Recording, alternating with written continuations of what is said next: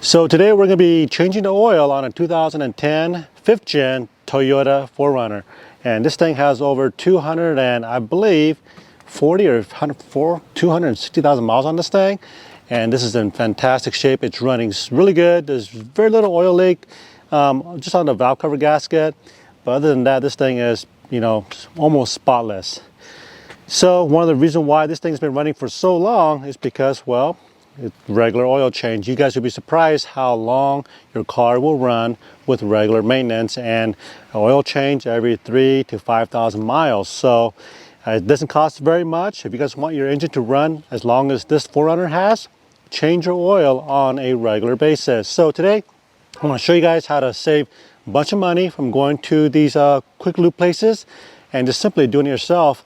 And this job is going to cost you roughly around 30 bucks. That's including filter and oil and free disposal. So let's get to it. Okay, so quick correction. This thing has 280,000 miles. Can you guys believe it? All right guys, so to get started, you're gonna need to pop the hood, and it's just right here on the driver's side. And then once you lift the hood up, you're gonna see this infamous 4-liter V6 1GR FE motor. And this has been touted one of the best engines that Toyota has ever produced. On the driver's side, you can see the filler cap right there is 0W20, and that's where we're going to be filling it up. And then on the opposite side, this yellow dipstick is right here, and that's where we're going to be checking our oil. So to get to the oil filter, you'll need to remove these two 10mm bolts. It's right underneath here, and there's a plastic cover that goes right there. Okay, and once those two bolts are removed, you can just lower this thing down and you can see the filter just right there. Let me show you guys how to remove that. Okay, and the oil drain plug is right under here. It's right, it's in a actually pretty convenient location, and this drain plug is pointing straight down. So when we pull this plug out, most cars and trucks, oil kind of squirts sideways, like on an angle. This thing comes straight down, so that's very convenient. On this lower skid plate, there's a nice cutout right here, so there shouldn't be hardly any mess here. Okay, and this is a 14mm bolt, so you just want to make sure your catch can or bucket is down right directly below that drain plug. I've already cracked it open. Then once it's you break it loose, you can just do it by hand. So one of the most important thing here is, if you guys never changed oil before, is you want to keep a good control of this bolt, because if you don't control it, meaning if you just let it if you just start untwisting it, it's going to fall out and you're going to make a big mess with this oil. So it's already coming out here slowly, and I'm pushing this bolt back into the oil pan. So on a count of 3, I'm just going to pull the plug out really quick and let the oil drain straight down. Okay, so 1, 2, 3.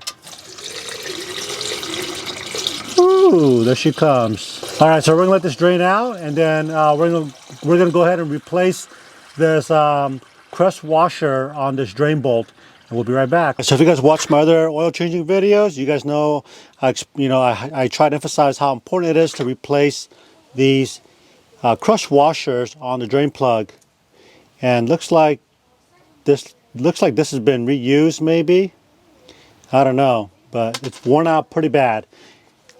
And I've seen a lot of cases, honestly, where, you know, whoever changes their oil doesn't oftentimes change these crest washers because, well, they don't have it. So that's why I keep a pretty big variety pack here in my van.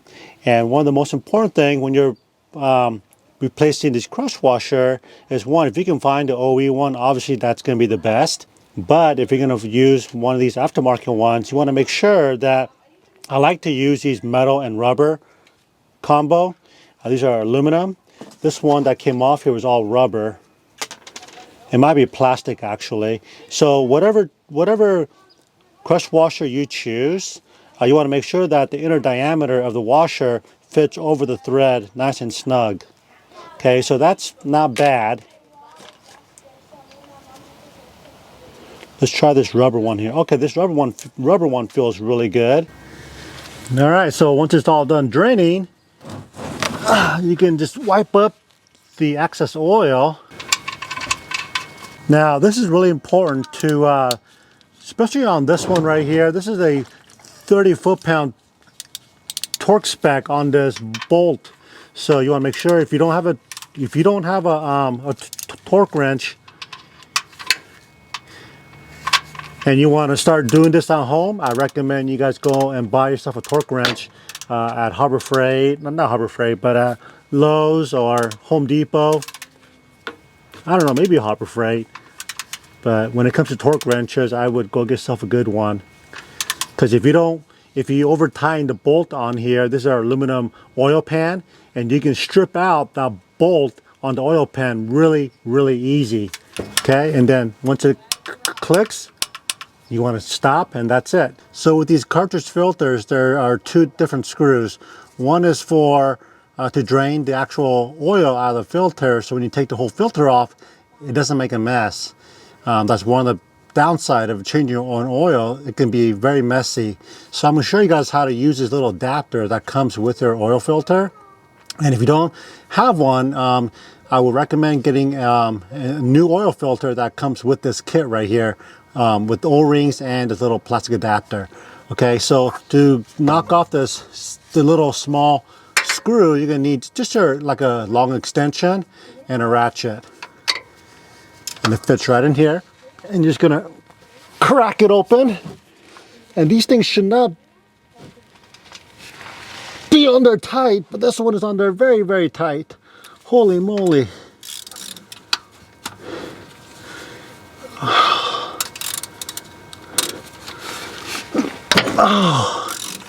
Oh, wow, that's really tight.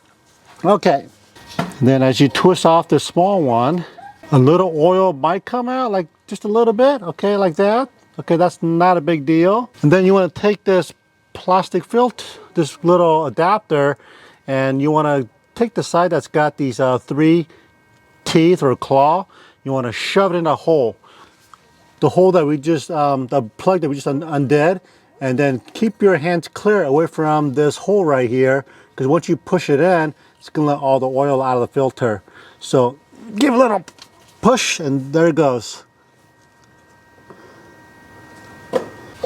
Okay, and then once most of it comes out, you can just pull that plastic piece off and then put this cap back on.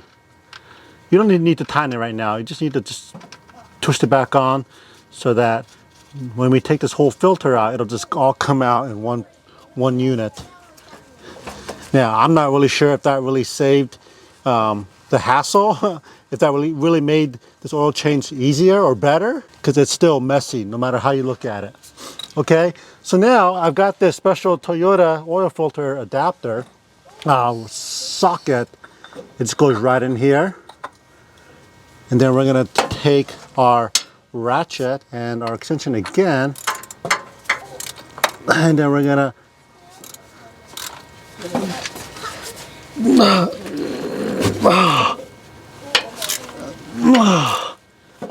well, that's on there really, really tight. This is, I believe, only a 20 foot-pound, but boy, I don't know who put this on.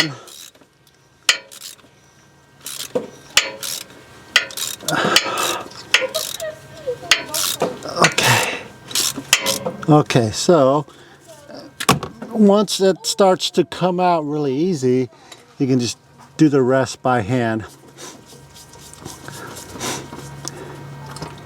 Oh gosh, look at that. Look at that mess. So this is really the downside of changing your own oil. I was not expecting that. Okay, and then you want to do a good job of cleaning up this housing for the new filter. So now we got the filter out of the 4Runner. We're going to go ahead and replace these couple O-rings. So remember that little screw? We got to take this thing off. Where is the O-ring on this thing? Wait a minute, was this thing missing an O-ring? You gotta be kidding me. There was no O-ring on this thing. How can that be? That is crazy. I'll have to look for it under the 4Runner when I'm done. Maybe it fell out, okay? And the other O-ring is on the actual filter housing right here. So just take a little screwdriver or little pick tool and get that off. You want to clean this up really, really good. Today we're going to be using a Korean-made K&N filter. It's the best filter on the market, my opinion. Maybe because I'm Korean. So this is part number 7023. Okay, so get your new O-ring here. What I like to do is get some fresh oil ready. Because once we put the O-ring on here, we're going to go ahead and lubricate it with fresh, clean oil. Okay, then on the bottom, you're going to take this right here, just put it right in there, and we're going to screw it on. But before we do that, let me get some fresh oil on my finger, and we're just going to go like this on the O-ring. This is going to help us screw this back on to the filter housing in the engine a lot easier. Okay, and then we'll torque this down once we get this the entire filter up in the engine. Okay, so anyways, this cartridge filter, there's no up or down, doesn't matter which way you put it. Slide it in, make sure it's all the way down. Push on it, a little bit of spring feedback. Just make sure this is not going to come out. Okay, and that's all there's to it. We're going to go under the car or the 4Runner and screw it on.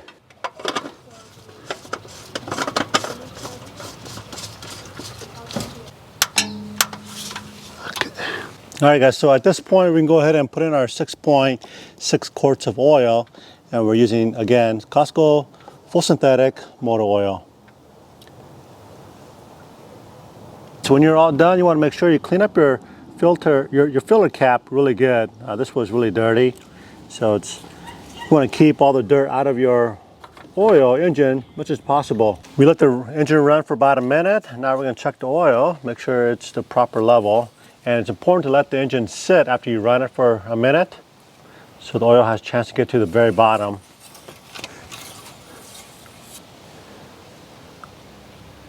Okay, and then we are right between these two dots right there, a little bit above the middle, so that's good, and that's all there's to it. Okay, so I've already drained the oil out of my bucket there into these cans, and we're going to drop this off at AutoZone later on, and that's where we're going to recycle it. So most auto parts place besides Napa will take your old oil and recycle it. So make sure you guys do that. Do not throw it in your garbage.